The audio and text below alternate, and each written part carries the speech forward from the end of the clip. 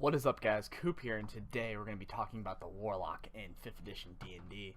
So Warlock is one of my favorite classes out there. It has a lot of good flavor and a lot of different unique features to it that I think it makes it a really awesome and kind of fun class, especially even for beginners who are wanting to get into spellcasting. Now, we are just going to be sticking to the basic rulebook today. We're not going to be jumping into any of the Unearthed Arcana or any of the, like, Volar's Guide to Monsters or any of that. Today we're just going to stick to just the core book, and then maybe if this video gets popular enough, we can actually check out some of the other stuff as well. Be sure to check out my Patreon down below, because that will help me support my channel and allow me to do more things in the future. So without further ado, let's jump into the Warlock. So the Warlock is, a lot of people confuse it as just a pure spellcastery class, but however, the Warlock can be actually taken in a lot of different angles. But one of the things that is definitely important is that it is a darker class. You do have a patron, and these patrons are, archfays, some devils like the Fiend, and then you have, of course, the Great Old Ones, which are things like Cthulhu and everything. So obviously you're working for a darker being, so this is a darker type of character. Almost, I would say, the polar opposite of the cleric, where the cleric praises a god, you praise a demon. However, the patrons that you have are not exactly on god level. They're just a step below that, and they're kind of like their own separate animal. The thing that you also got to keep in mind is you don't have to be a full-blown considered spellcaster, because you are gifted from your patron. So one of the reasons that you have high charisma with this class is because you are basically a talker who talked your way into getting these powers. You're an average Joe who got this. You weren't like magical or anything. You didn't study at a college like the wizard, and you weren't just born with it like the sorcerer. You are in fact a person who just talked your way into getting these powers. So jumping into the actual Warlock sheet here, you can see some of the stats and some of the things that you get as you level up. The first thing is obviously you get your patron. Otherwise, I mean, how would you become a Warlock if you didn't have your patron? So the patron is awesome because it adds a little bit of flavor text to what sort of Warlock you are. That's one of the things I do like about the Warlock is you do have the patron and the Pacts and the Eldritch invocations to make every single Warlock that you build completely different from the other ones. You can have like a blade lock, you could have like a spellcastery one, you could have like a minion master one, you could have a talker like noble one if you wanted to. And one of the things I really like about the Warlock is how much customization you can have. The next thing is obviously right at the beginning you do get Pact magic, which Pact magic is basically a features that you get as you level up through your patron. So things like telepathic, things like regaining health every time you kill something, things like scaring people. These are things that you'll get as you level up with your patron. Now the first thing that you get is you get 2 cantrips. Basically every spellcaster loves cantrips because these are basically spells that you can cast over and over and over again without getting rid of any spell slots. Now talking about spell slots, one of the things that is unique about the Warlock is they just have a single type of spell slot. Compared to like the Wizard and the Sorcerer, where they have a certain amount of like first level spells they can cast, second level spells, etc. The Warlock actually just has one type of spell slot. And these spell slots have spell slot levels. So you can cast a first level spell and then have it be boosted up to a second level spell if you so desire. Because as you level up, that spell slot also levels up all the way up to 5th level. Now you might be saying, okay, what, like 5th level isn't even that high, like there's way higher classes, but you do get Mystic Arcana, which allows you to be able to cast higher level spells as well. So just keep that in mind. But basically, you'll notice that the spell slots are kind of, low. There's actually caster classes that start off with, like, 2 slots. So why would you pick this class? Well, this class can actually reset its spell slots on a short rest, which only usually is about an hour. Depends on your DM or what they so desire. But usually you could just, take a break in the middle of a dungeon for, like, just a quick hour, regain some hit points, boom, you have your spell slots again. So that's something to keep in mind, especially when playing this character. So, jumping into the actual cantrips, cantrips are very important to a Warlock because obviously it allows you to cast a spell over and over again. But the Warlock has one particular cantrip that is super duper good, and that is Eldritch Blast. Eldritch Blast is basically your bread and butter. It's one of the most powerful spells you can get as a Warlock, and obviously you're saying, well, there's other first levels out there, but this one you can spam over and over and over again, and it does 1d10 damage, which is pretty good. That actually beats out most weapons nowadays. And then the thing that's awesome is as you level up, not cast at 5th level, but at 5th level, you can have up to 2 beams. So that's awesome. And then you get 3 and then 4 later on. Now, one of the things that is awesome about these beams is you can hit either the same target or different ones. But however, you do have to make a separate roll for each beam. And this is a cantrip, so it's a cantrip that gets stronger as you level up, compared to most cantrips where they're just kind of flavorful things and then they kind of disappear and then they're kind of swept under the rug and never used again. Eldritch Blasts actually has a lot of potential to be used as your main spell, similar to how a fighter is with its weapon, a warlock is with its Eldritch Blast. So that's one of the things to definitely keep in mind when getting cantrips, is that one's probably one of the best ones out there. So jumping into the class features here, one of the things that you're going to notice is that the Warlock does not have much life. I think that Constitution is very important, especially when you're trying out the Warlock. So I always say that you need at least a modifier in your Constitution of 2. So 2 modifier will like roughly give you a little bit more life to make you be able to survive. You don't want to have just 8 life. Most things in beginning encounters have usually a d6, and you don't want to have them roll a 6 and then like a 2 and then you'd be dead. You want to have at least a higher amount. I usually say around 10 is usually a good part to have. So having a Constitution of 2 modifier is really good. So even the game recommends that you have at least Charisma as your highest stat, as it is pretty much your spell modifier. Basically, you have your proficiency bonus plus your Charisma modifier as your spell save and attack modifier. So it's very important that you actually have that pretty high, because, you know, it's kind of your main stat.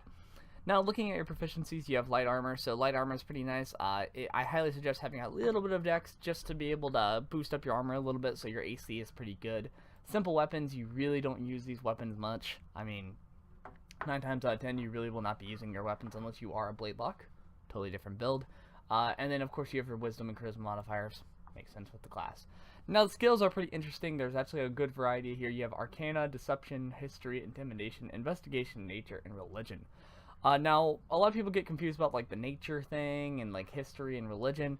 Keep in mind that the Fae is one of the patrons you can pick, which are all about kind of nature and ancient beings and religion and things out there. So having those 3 skills actually kind of makes a little bit more sense.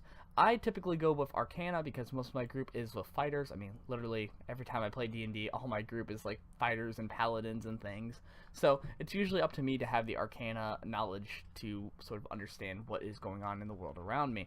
Also, one of the things that is really cool that some DMs allow is you'll later on be able to detect magic. And then when you detect magic, you can use an Arcana check to figure out what type of magic it is. So, nice little D&D tip for you guys out there. Now, as for the equipment, they usually just kind of get a bunch of simple stuff out there. They have a component pouch or an arcane focus. See what your GM kind of uses as their sort of method for how how spells work. Because a lot of spells require like newt eyes and things, for example. And if you have to keep track of newt eyes every single time that you do it, the component pouch is not a bad choice to pick. However, the arcane focus is usually the one I go with, because the arcane focus can be the sort of spell focus of your warlock spells. So that's definitely something to keep in mind. As for the dungeoning and scholar pack, it really depends on your GM or DM, depending on how they like to have their title. Basically, make sure that you figure out what type of DM and GM they are, because if they use sort of a lot of like different sort of materials, you might want to go for the scholar pack. And if you're going to be doing a lot of dungeon crawling and sort of living out on the road, the Dungeoneer pack is pretty good as well. So, without further ado, let's jump into some of the actual features of this class. So we're skipping ahead a little bit because the patrons is kind of one of the best ways to explain the class right at the beginning. There's basically 3 different ones in the core rulebook, and there's 2 more outside of the books at the moment. There are probably going to be more later on, but the 3 that we're going to be focusing on today are the Archfey, the Fiend, and the Great Old One. Now, basically, these guys are all very different in their own unique flavors and everything. So, diving into the first one, we have the Archfey. The Archfey is basically a ancient being who is pretty much been lost and forgotten to time, but which was typically born before the mortal races came, depending on your sort of lore story that you have going on in the world. Now, the thing that is really cool about the Fae is a lot of times they're very sneaky, they're very charming, they're very they like to play with the mortals a lot, and like to toy with things. They also have a lot of old grudges because, you know, they're an ancient race. So when playing this class and choosing the Archfey, you do have a lot of really cool abilities out there. Now, one of the things is you do have an expanded spell list with each of the patrons out here. This is a list of extra spells you can pick from the ones that you have. Now keep in mind that these are not ones that you just automatically know, you actually have to learn them. So when you have the sort of chart here of where you can only know up to 2 spells, they do count as that. So you do have to, say, pick like Armor of Agathis, and then you can pick like one of the ones up here. Now, obviously, these are spell levels, so all your first level spells are here, second level, third, fourth, fifth. So they're all really good, though. They add a little bit more flavor to whatever warlock you have running around. So just keep that in mind when going forward. So the first thing is also you get a feature. A feature is pretty much comes with every single sort of different patron out there. You do get something right at the beginning that makes it to where you're a little bit different. And this feature basically allows you to charm up to a 10-foot cube around you. You can either charm or frighten them. So this adds a little bit of flavor to what type of fae you have. Is your fae like a seductress, like kind of like lustful, you know, you charm all your enemies? Or are you the frightening, scary, ancient fae that like wants to torture everybody? It's a different way of like looking at it. So you get to do this to charm and mess with their heads a little bit. And you get to use this again every short rest or long rest. So, really cool feature that you get to use over and over and over again that adds a little bit of flavor to your class. Keep in mind that you only have 1 spell slot, so having these features allows you to have basically another whole spell that you get to use. Now next you have Misty Escape, which basically allows you, once you take damage, to, you know, boop, disappear, and go invisible 60 feet anywhere you want. So this feature is really nice because it can get you out of the hair of like a really bad situation. So say like you're a warlock and your fighters are all over here and you're getting into a fight and all these guys are coming up around you and they're all beating you up. You can use this feature, teleport away behind your fighters and have them run all the way back to try to attack you again. However, you'll be in nice cover and have at least a few turns to kind of get out of the way. Now keep in mind that they do mention the 60 feet for a reason. Most humanoids can only walk 30 feet. So this allows them to have 2 whole turns before they can come over and attack you. So keep that in mind when your DM is trying to make an encounter to fight against you, that you can teleport up to 60 feet, which is farther than most of the distance of most humanoids can walk. So it takes them whole 2 turns to get to you. That's why this feature is really good. Now the next one is obviously you have beguiling defenses. Basically this allows it to where you are immune to being charmed, and basically you can bounce back any of those charms at them. That's pretty nice. Now next is you kind of get like an ultimate feature, I like to call it, where basically you get to have a certain giant spell that does a lot of really cool things. This one is basically you plunge a creature into an illusionary round. As an action, a creature that can see within 60 feet of you. So basically it's a creature within 60 feet of you. They do a wisdom saving throw against your spell save, and then if they fail, for 1 minute, until your concentration is broken, basically it allows this creature to kind of enter an illusionary round and be out of the fray. So you're kind of understanding how the Fae actually works. Basically you put things to sleep, you dominate them, you use a lot of plants, you do a lot of calming things. So your job is, if there's 3 guys out there, your job is to put one to sleep. Your other job is to use your Fae presence to charm them and scare them for a second, and then when one comes back into the fray, you can, you know, put them to sleep or make them go into an illusionary round. So basically what your job is to be that annoying bastard that constantly is charming and getting rid of people off the board. So if somebody's really strong over here and you have a bunch of his minions, you can charm the minions so that way you can focus on just the big guy. A lot of really cool things you can do with that. Alright, next we're going to talk about the Fiend, which is basically a devil. Think of Satan, think of Bahamut. Also they have demigorgons, which for all you guys who like to watch Stranger Things, that's what it basically is. That weird creature is supposed to be called a demigorgon. Now one of the things that is really interesting about this class is it does have a lot of fire and a lot of basically darkness spells. So you are a lot of times manipulating the battlefield and you're a lot of times burning things. So it really fits the theme of working for a devil or a demigorgon. Now one of the things that you get right at the beginning is you get a feat that every time you kill something and lower it down to 0 hit points, you do get to gain temporary hit points equal to your charisma modifier plus your warlock level. Now keep in mind that when you gain temporary life, you can either choose between such things like a bardic's life gain or your life gain. You can't have 2 things of temporary hit points besides one that you self-inflict on yourself. You get to choose between 2 characters' things. So that's one thing to keep in mind. Also with Dark One's Blessing, it only lasts until a short restoration. So basically it only lasts for about an hour. That's one of the things that Wizards of the Coast did not fully implement or write down. There's definitely a little bit of sidebacks to this. This isn't a completely like you just gain like 45 life and then can walk into the boss room with no problem. This does last a certain duration, and it does not last completely every single time. So keep that in mind when doing that. But this is also a really good spell for when you do a good area clear. So for me, I was fighting a bunch of like zombies, and I used Burning Hands. I knocked out 3 different targets, and I gained a crap ton of life from it. I had a charisma modifier of 4, and I had a warlock level of 1. So I was able to gain 15 life from just using Burning Hands and killing all 3 of them, and I had 15 life to where I was able to fight a boss with no problems whatsoever. That's sort of the power of Dark One's Blessing. It adds a lot of life, and it's also really good for you blade locks out there who are trying to figure out different ways of getting more life while fighting in the fray.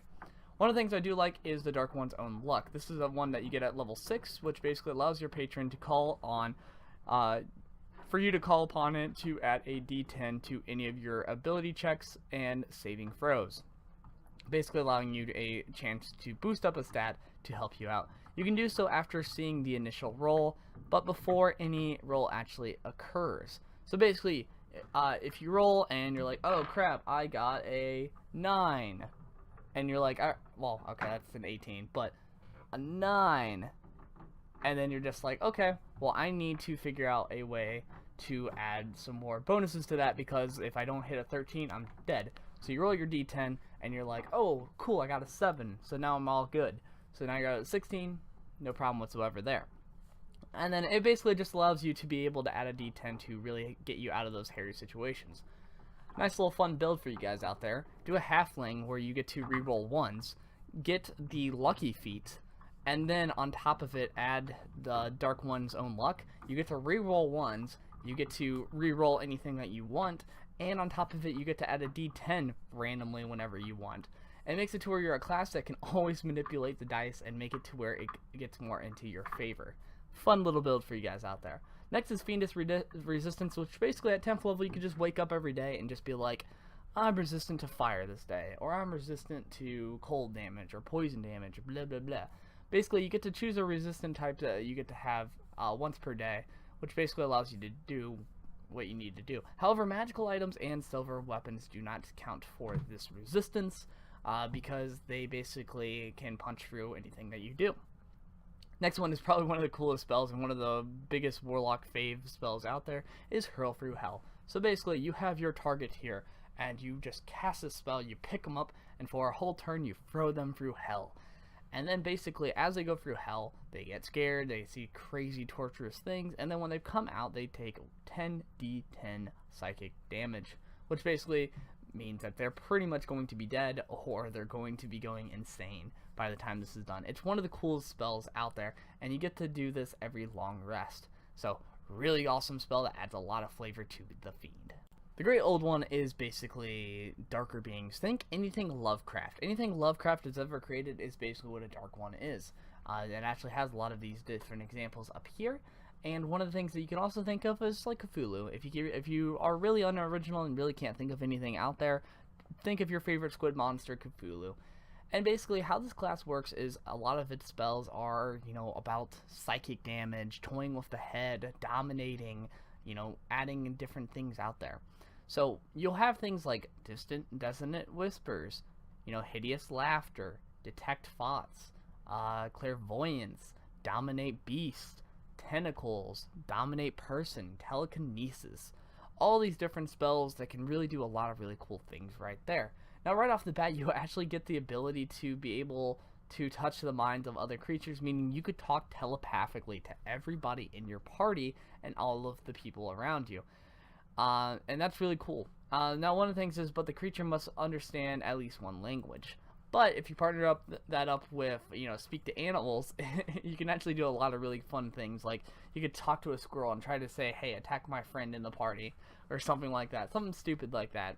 There's a lot of really fun roleplay things that you can do with that. There's also a lot of really cool sneaky things you can do with this. This partnered up with a dexterity build, you could, telepathically tell your friends what you think or what you know.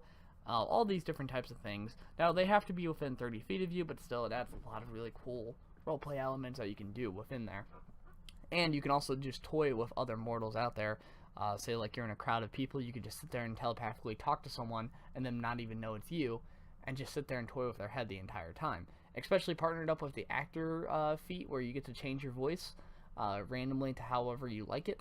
Really powerful ability there. There's a lot of cool RP moments you can do with this. Not exactly a lot of uses in combat, but it does allow you to do some really cool things out there.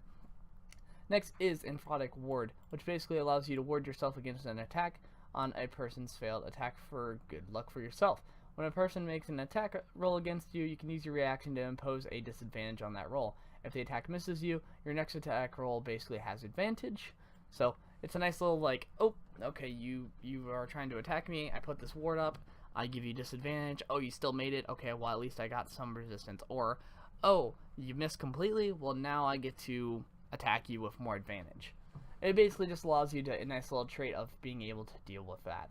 Next is Thought Shield, which basically your thoughts can be read by telepathic things, and basically you can also are resistant to psychic damage. Whenever a person deals psychic damage to you, you can actually redirect that right back at them as well. So it basically gives you a resistance, not full blown you are resistant to it. Basically you have some resistance. So say like somebody attacks you for 8, you would only take 4, and then they would take 4. So basically what you're doing is you half the damage of what you get, and then you can redirect it right back at them. So it makes it really cool. Now the next one that you have is a Create for All, which basically you get to infect a human body's mind with your alien magic, and you can use this on a incapacitated human that is charmed until a remove curse spell is put on there, and basically you can communicate telepathically to this creature as well. So it basically allows you to have a minion. This is going to be really awesome because you can do like dominate beast, dominate person, and then later on you can pick up another sort of pact as well to be able to have another minion. So you can have up to 3 minions at one time if you really wanted to. So really powerful spell right there.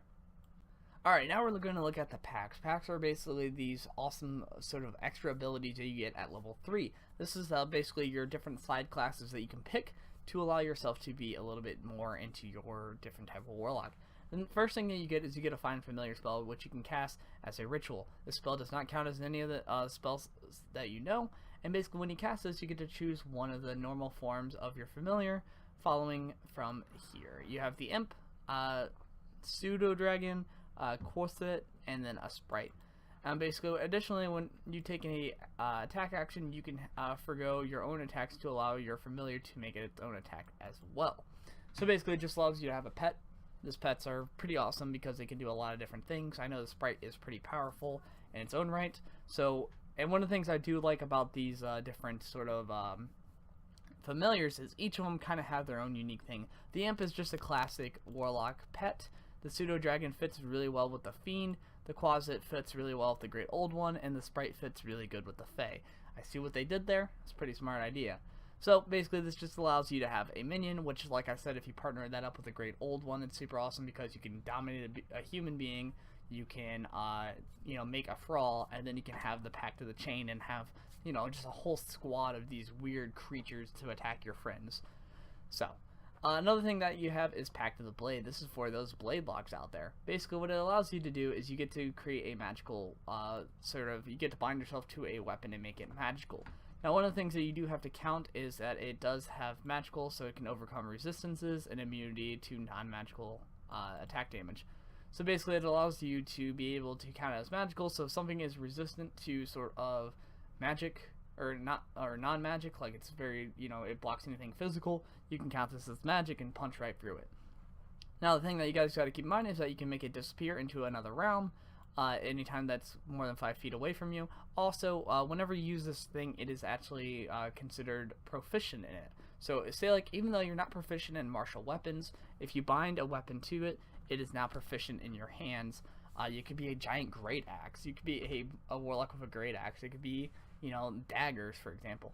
One of my favorite builds is the throwing dagger build. Basically, you go with a high dexterity, and when you can just throw these daggers at them, and then you can teleport it right back to your hand, and then throw daggers again. And then you can have it to where you can do attacks of opportunity, where anybody who comes like close to you can throw a dagger at them, and then teleport it right back to your hand. Super awesome ability there. There's a lot of really fun things you can do, because basically you can make this weapon disappear and come back. Now keep in mind, you can also choose later other stuff as well. It does take an hour ritual to be able to use a different weapon. And then say like you have a magical weapon already, you don't get to keep both the magical weapons. As soon as you bind another weapon, the earlier item will just drop right in front of your feet. So that's pretty much how the Pact of the Blade works. It's a little bit of a mouthful, but it does have its own uniqueness to it. Pact of the Tome is basically a book of shadows, which allows you to get cantrips. Basically what happens with this book is you get to choose up to 3 cantrips of any class list. I recommend Spare the Dying to allow you to be able to calm people when they're dying, to basically make it to where they don't just completely die right off the bat. There's also a few other good traits that you can do, but I think with cantrips you should just really choose like what ones that you really need. Because you do have Eldritch Blasts, you don't really need a lot of attacks and all that, you just need more of utility based things. So Spare the Dying, maybe lights and stuff. Maybe a blade ward, it's all up to you. But basically, with Pact of the Tome, you really want to make sure that you have a lot of different unique stuff when jumping into the fold. Next, we're going to talk about Eldritch Invocations. Eldritch Invocations are basically these different sort of, I almost like to say mini feats. They got little mini bonus effects that you can add within your character. So these are basically one of the things that are kind of like the bread and butter of what makes the Warlock a little bit better. So as you saw, we have our features, we have some of our unique spells, we have a really powerful cantrip to cast all the time, but Eldritch Invocations actually allow a lot more to add to the Warlock's sort of utility kit to make it to where they're not just like, you know, most spellcasters out there that can only cast 2 or 3 spells. They have their features, they have their spell slot, and then they have their Eldritch Invocations and their Pact boons to all help them out with their different utility to make them at least a unique class out there. So with the Eldritch Invocations, there's a lot of really cool ones in here. So one of the things, like remember that cantrip I talked about, Eldritch Blast, you can actually add your charisma modifier to the damage once it's dealt. So really powerful one right there. And then later on you can have, like, for example, adding mage armor at will without spending any materials or spell slot. So you can just be like, boom, mage armor, not even having to actually use an action. At will is very important. Talk to your DM about their discretion with that, but usually when I hear at will, I mean that usually means you don't have to use an action or a bonus action to do it. You just automatically have that.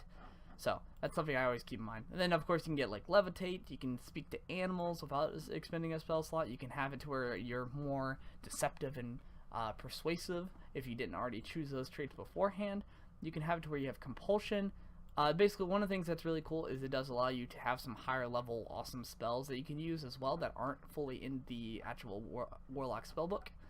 And then also one of the things that it does too is it has different things to upgrade your actual Pact features. So for example, this one allows you to be able to get first level spells and to write down different spells as you kind of go along, so you can play kind of like how the wizard plays and kind of figure out different spells and write them in your spellbook along the way. So that's something that's really awesome there. Next is also you have Pact of the Chain feature one, which basically allows you to be able to upgrade this thing to where you can have like a fiend or an elemental or a celestial. So basically it allows you to be able to hold on to a greater being to be your minion pet. Another thing is you're able to see in magical and non-magical sort of distance, and basically this allows you to have dark sight. This allows you basically to be able to see in the darkness, whether it be magical or non-magical. So you know that spell darkness that's really awesome that everybody uses to make everything go completely pitch black? You can actually see within that. It's not like people with dark vision. You can actually see within it because it is a magical based spell. Now next is oh my god, I can't talk. Dreadful Word. Man, can't talk today. But basically it allows you to cast Confusion, like I just was a second ago. And you can use it again after you finish a long rest. So that's something really cool. Confusion is a pretty awesome spell. I mean, it's actually funny that I mess up on the one thing that is about confusion. But basically this is a really good spell altogether. This one is actually my favorite right here. Eldritch Sight, which allows you to detect magic at will. So partner that up with your Arcana checks, you're able to just detect it at will. So every time you walk into a room, you can be like, detect magic, detect magic, detect magic, to make sure that you don't fall for any magical traps that are along the way. and it allows you to not even spend a spell slot, compared to most wizards and things where they actually have to spend a whole spell slot to use it. Next is increasing the range of Eldritch Blast to 300 feet. That is a crazy ability. Now, if you mix that up with Spell Sniper, you can actually increase it up to 600 feet. You can just be sitting in the back of a war zone, just shooting nukes, basically, at people. So, it's really interesting a spell effect, and I really enjoy this Eldritch Invocation because of some of the weird combos you can do with it. But most of the time, you're not going to be really using it because it's kind of a little far, but I do think it's kind of funny altogether. Next is you can read any writing. You have that dwarf that keeps reading dwarven script to mess with your party and kind of hold secrets. Well, now you can read all that dwarven script and be able to figure out exactly what he's doing. So there's a lot of really cool things you can do with that, and it also kind of speeds along any stories that you have going on. Next is false life, which basically you get to treat it like how it is. Basically, you get to fake dying and things like that. Gaze into two minds is a pretty interesting ability. Basically, you could touch any willing human being and perceive its senses until the end of your next turn. As long as the creature is in the same plane as existence as you can use your action on subsequent to kind of maintain the connection. Expending the duration until your next end turn. So, while perceiving this creature's senses, you can benefit from special senses possessed by the creature, and you are blinded and deafened in your own surrounding. So basically, you can touch somebody and be like, alright, I want you to go scout for me. Go scout for me. He goes, he scouts, and then after that, you can break the connection and be like, alright, guys, our charismatic bard just showed us all the ways, this layout of this area. So they've got something here, they've got something here. I detected magic, and I saw that there's something over there. Blah, blah, blah. And then you can kind of make a whole battle plan while you're doing that. So it makes it really awesome when going forward. Next, you have Life Drinker, which basically, whenever you hit a creature of your Pact weapon, you can, he takes extra necrotic damage equal to your Charisma modifier. Next is Mask of Many Faces, which basically allows you to just disguise yourself at will. So it allows you to basically play as a doppelganger. Next, you can do Alter Self at will, which basically is a more intense version of it. And then you have Minions of Chaos, which allows you to conjure an elemental. So that's pretty good right there. Allowing you to do really that minion master thing. Next is the Mirror of the Mind, where you basically get to use slow. Next is Misty Visions, which allows you to cast Silent Image, which is a really intense version of sort of how Minor Illusion works. This is a more intense version of that. So you get to cast Silent Image at will. Now, whenever you are in a dim or darkness area, you can use your action to become invisible until you move or take an action or reaction. So that's really cool. So you can basically just sit there and be completely invisible without having to use any spell slot. Next, you can do Jump to allow you to do a crazy jump. Also, you can have it to where every time you hit somebody with an Eldritch Blast, they get blasted back 10 feet. So that's a pretty good one out there. Now, one of the things that is awesome about that as well is if you blast it 10 feet and say like there's two fighters here, if he tries to run back at you, he'll get opportunity strikes. So, while I don't think that this Repelling Blast is exactly a really good ability, because it only bounces them back 10 feet, and everything can usually get to you but within 10 feet, you do have to keep in mind that there is opportunity strikes when people run past people in combat.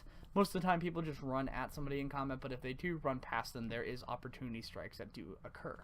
So, that's kind of how you want to use Repelling Blast. I know a lot of people don't pick it, but you have to choose like it based off of situations. Sculptor of Flesh basically allows you to do Polymorph, which is always a fun ability, just turning someone into like a sheep or something. Next is Bestow Curse. You know, Bestow Curse is a really powerful ability. Next is you can do Bane. And then also Bursting Blade is one of the best ones out there because it allows you to be able to attack with your Pact weapon twice instead of just once whenever you do an attack action on your turn. So you're able to just wham wham twice if you want. Now partner that up with Life Drinker. That person's probably going to be dead. Partner that up with the Fiend. That person dies really quickly. You're able to gain a bunch of life. So really powerful sort of combo here of Life Drinker and Bursting Blade with the Fiend. Next is Visions of Distant Realm, which basically allows you to do Arcane Eye, which allows you just basically to kind of, you know, use it similar to how in World of Warcraft Kellogg's Eye used to work.